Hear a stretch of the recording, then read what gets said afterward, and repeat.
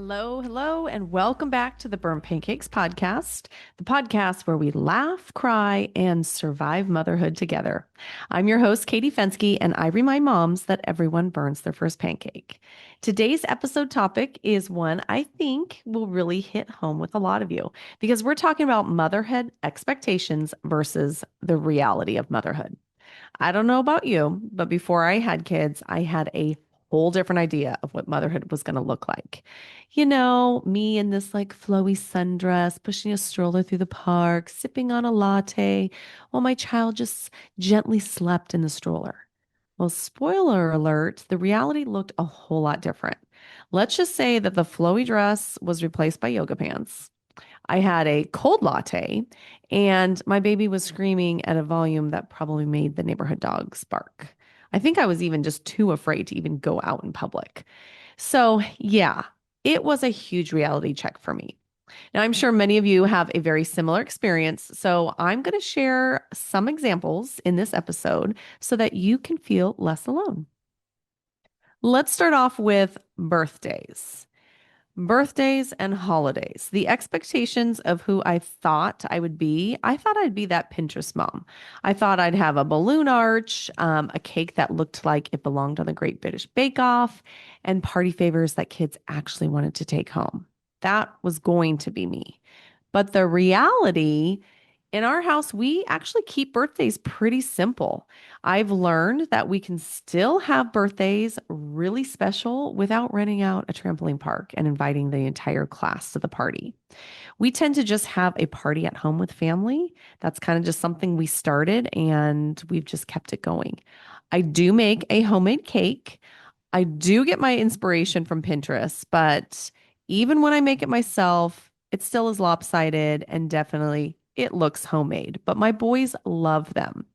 They usually will pick out like a theme for their party and we'll do a cake kind of around that. And I'm telling you, I have made some pretty cool homemade cakes in the past. Their favorite one by far so far has been actually the easiest one. It was a SpongeBob cake, but I just ordered the decorations off of Amazon. And all you needed to do was literally make like a yellow cake and then just put on the pieces, but it turned out super cool. So I didn't have to go all out. And it was probably the simplest cake to make, and they still loved it. We get our balloons from the Dollar Tree. We hang up crepe paper like we did back in the 80s and 90s when I was a kid. We started this tradition where between like the hallway to the bedrooms and our kitchen, there's a doorway. And so I'll hang crepe paper down that. And for some reason, I don't know, maybe about maybe 7 years ago, 8 years ago, when we started doing that, we turned it into what the boys call now the birthday portal. So they have to have crepe paper on the door for their birthday portal. The simplest little thing. It is not going overboard. It is easy to do. I pull out the crepe paper from the last birthday and just throw it up. But I've learned that downscaling birthdays doesn't take anything away from how special my boys feel. Just this past August for Jet's birthday, he just turned 8. We went skating. We went to the skate rink on a Friday afternoon with just me and the three boys. My husband was working that day. Summer birthdays are actually really hard because everyone's out of school. So we kind of like lost touch with a lot of his school friends and people are on vacation and you can't just do like a little goodie bag at school or something. So I feel like his birthday always seems to be a little bit more, we're just going to do something on our own because it's just hard to get people together for his birthday. But he is a huge fan of the skating rink, the same one I went to back in the 80s and 90s when I was a kid. And I remember him really liking it. So I said, hey, there's a couple things we can do on your birthday. Do you want to go to the skate rink? Do you want to do this? And he picked the skate rink and it was so fun. Like it was literally just the three boys and myself. I'm out there trying to help Maverick skate. It takes us about 10 minutes to get around the rink. But he was having a good old time. We went to lunch first. We went to In-N-Out, skated for 2 hours. And then we always have like a traditional family spaghetti dinner for our birthday. Luckily, my husband's a great cook. So I've kind of convinced him that every birthday we have to have spaghetti. So now the boys are also asking for spaghetti on their birthdays. But it was a wonderful day and it was very stress free. I mean, I had some plates that were in the characters that he wanted. I did make him a cake, but I made my own homemade decorations this year because I'm like, I'm tired of buying them off Amazon. I think I can just make these on Canva, print them on cardstock, and put them on his cake. Um, I actually think looking back, COVID helped me realize that we didn't have to go overboard for birthdays. So Ronan was going to turn 5 in April of 2020, and I did have a big party planned. I had hired um, like a Lego company to come, and they were going to set up like everyone built their own car, and then they'd race him at the end. That was going to be the party, and he was going to have all his friends over. But COVID came and we had to cancel that. And so it ended up just being we had our own Lego themed party, but it was at home with just the 5 of us. And it was so great. I felt more sad for him that we were going to have to cancel his friend party, but in the end, it ended up being so fun for him. He really had a great day. So, the beautiful Pinterest birthdays that I thought I would throw before I had kids turned into just these really simple family birthdays. Expectation totally dropped what I was expecting I'd do, but it ended up being a blessing in disguise. Okay, moving on to another exception. I expected myself to be a very calm and patient parent, and I didn't think I would ever yell. So I was a teacher before becoming a mom, and I was pretty good at that. I was a very calm teacher. I had good boundaries in my classrooms. I never yelled at my students. I had my teacher voice, of course, but I could handle like the toughest boys in the class. It wasn't that hard for me. So I thought, okay, being a mom, there's only one or two of them, should be no problem. But the reality is, I was not prepared for my own toddler tantrums. And I am still not prepared for this preteen attitude that we are dealing with right now with my son. These are my own kids, and I'm telling you, it is way harder than what I expected. My calm voice disappeared once my kids started talking back, pretty much. Nothing will test you more than a kid insisting that he wants to wear rain boots in July when it's so hot outside and you're telling them sandals are a better option and they're just like falling on the ground screaming. But here's the kicker. Sometimes you do explain calmly or ask with a gentle voice, and they still ignore you, which is when you suddenly hear yourself screaming because you've already asked nicely 3 times and it's not working. So I am definitely still trying to figure out that calm, patient parent thing that I expected to be. But I also remind myself that the reality of raising kids is hard. And sometimes I do raise my voice, and that really doesn't make me a bad mom. And being a mom at home with my kids is way harder than a classroom of 30. Let's talk about the expectation of having a clean house, that myth. It is impossible. I swore when I was pregnant or before having kids that there wouldn't be toys scattered all over the house and my kids would never eat in my car. Well, boy, was I wrong. The reality is that now our house looks like an episode of Hoarders, but with Legos. We have an entire room of our house devoted to just our boys' stuff, and it still spills out into the living room and the dining room. There's always at least a sticky spot on the floor that no one claims responsibility for. My couch cushions are constantly laying on the floor because the boys insist that they are toys. They need to jump on the couch. And the minute I put the couch back together, it's destroyed again. And don't even get me started on laundry that seems to reproduce overnight. I swear I can do laundry every day for a month and still not see the bottom of that darn hamper. The no eating in the car thing, well, yeah, that disappeared pretty much the minute my kids started solid foods. So in the backseat of my car, I have found fishies, animal crackers, bars and bar wrappers, partially eaten suckers that have been stuck to the car. I have gotten a petrified half-eaten cheeseburger before and gummies that have been stuck to the seat. I will say, I do have a car seat or like a seat cover that covers the whole middle row of my car, and that has been a game changer because Underneath, the seat still looks brand new. That thing is thrashed, but it is protecting at least the car underneath. I do try and hit the self car wash about twice a month, maybe, just so I can vacuum out my car.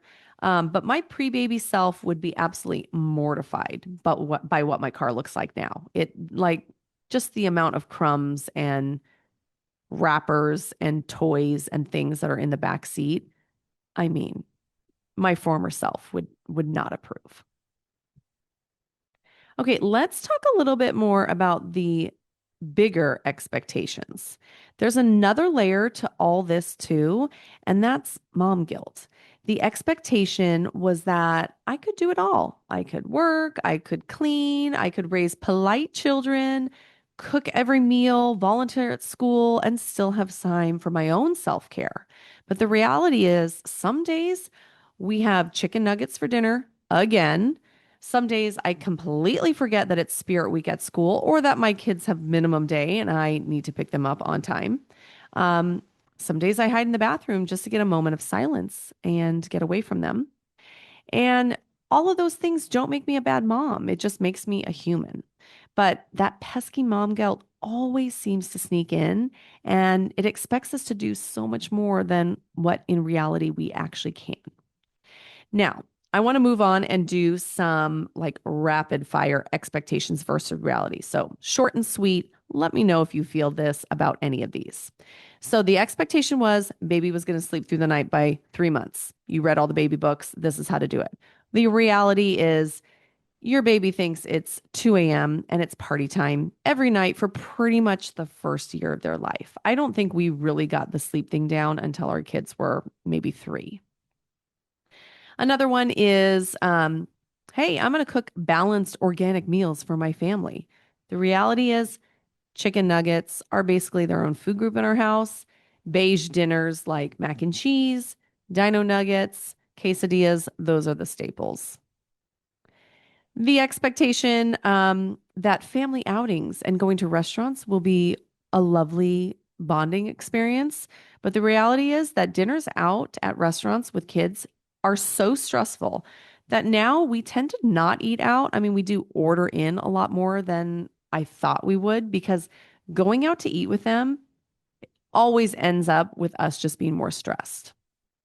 Okay, what about family photos? The expectation is you're going to get a beautiful family photo in the evening during golden hour, but the reality of family photos, half the kids refuse to wear the outfit that you picked out with them, then get it dirty before the pictures even start. You have to chase them around. You're yelling at your kids to smile. And the entire 30 minutes leading up to this, you're sweating, your makeup's dripping, and no one's happy. Even though you're trying to look like that happy picture, the happy family in the picture, that is not the reality. All right, another one is I had the expectation that I was never going to bribe my kids, but the reality is I have a whole bribery system and it could rival the stock market. I mean, the amount of times I say, if you don't do this, you cannot play video games later, man, that it does work sometimes, but that's like the only tool I've got lately. What about the expectation that screen time was going to be limited and to educational things only? The reality is, I mean, YouTube has practically co-parented my children. So there it is. The reality that potty training was going to take 3 days. Well, for those of you who know me, you know that that was not the case with my older son. It took us months, and that was not a bad thing because it led me to this awesome career that I have of being a potty training consultant and helping other families. But gosh darn it, I wish I had known when I first started potty training him that it wasn't going to be that fast. How about the expectation that your house is going to look like a Pottery Barn catalog? Well, the reality is it looks more like Toys R Us threw up everywhere in our house. And speaking of that, did I just date myself by using Toys R Us? Because I don't even think that's around anymore. All right. And what about we're going to have lovely family dinners every night. Okay. The reality in this family where we're in sports, we basically eat dinner every night at either 9 o'clock or 4:35. Um, no one knows how to sit at a dinner table anymore because we're almost never able to eat family dinners. When we do sit at the dinner table, I'm constantly yelling at them to not spill their milk or sit down or stop touching your brother. And it's just a disaster. So, family meals in our house, not fun. I'm hoping as the kids get older, we can make it more of a thing when we don't have sports. But as of right now, family dinners, stressful. All right. To wrap things up, here's what I've learned. Everyone is burning their first pancake, you guys. There is no perfect way to be a mom. And sometimes it's the imperfections that make mom life special. I can still remember Ronan's first pumpkin patch visit. He was only about 6 months old, and Jake and I tried to get like this cute pumpkin patch picture. We wanted him, sitting next to a little pumpkin, you know. At the time, he could barely sit, and he ended up kind of sliding down a little bit, and he was like laying like he was like lounging next to the pumpkin. Okay, it turned out being like so silly, such a silly picture. It wasn't anything but a cute fall picture. The reality, though, is that it is still one of my favorite memories. Every year we pull up that picture and laugh about it because he just looks like he's trying to be like a male model laying on his side, but he's got this kind of like old man face on. It's hilarious, but it brings back those good memories and it just makes me realize like that's how life is. It doesn't have to be perfect. I think I would rather now have a picture like that we can joke about than this perfect little pumpkin picture that is probably lost on my camera somewhere. So, if you're listening today feeling like you are failing because your reality doesn't match that Pinterest expectation that you thought, let me just say that you're still doing it right.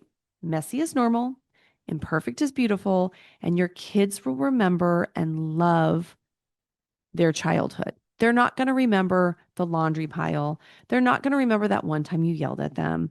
They're not going to remember, how neat and tidy your house is. They're going to remember how much fun they had growing up. So, if you have a memory like this or expectation versus reality, make sure you share it with me.